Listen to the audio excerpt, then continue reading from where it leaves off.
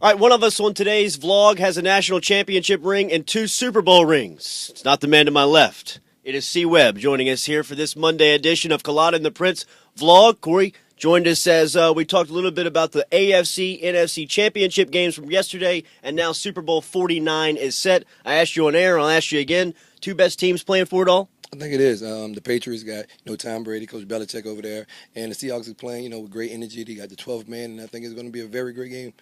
Is Tom Brady and Bill Belichick glad to not see you across the field at a Super Bowl? I think they, much would rather the Seahawks be on the field and not the Giants. Hey, Prince was there at the press conferences last week for the guys coming back to school. Good story from Vidal Alexander we shared this morning. Yeah, Vidal Alexander told a story about when he was 9 years old, came for a football camp.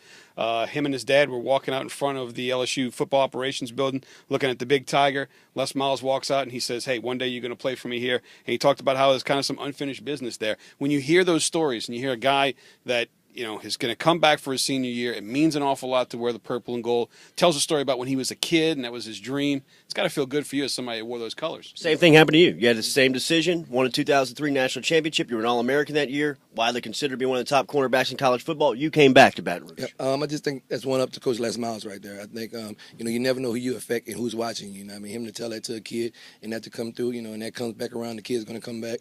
You never know who you inspire, so hopefully that kid can continue to do that and he inspires somebody else. And I know now this is a passion of yours. You're working about the relationships not only with the athletes but the students and the university and the football program. Something like that kind of gives you momentum. You have to. A guy coming back, he's got momentum about graduating and getting his degree. He's, that's important to him. So the more guys we can show that education is important and we can help out in that way, we'll be much better off. And you've done a great job of kind of kicking up the enthusiasm with former players. I know you guys had a great weekend in Baton Rouge with a bunch of former LSU guys. Well, anytime we get some former guys on campus, some guys that have done it, some guys that those guys can, just pick their brain from is always a pleasure. There's only 2 ways you learn, from your experience or from someone else's experience. So anytime you can pick somebody's brain that's been there, is always a plus. Chris, rough loss for Johnny Jones and his crew on Saturday to Texas A&M, and a tough week coming up. 2 Florida, 2 Vanderbilt this week. Yeah, Johnny Jones, this team, we keep talking about the maturity of this team. This team's got to find a way to grow up here pretty soon because, like you mentioned, Jordy, 2-2 in conference,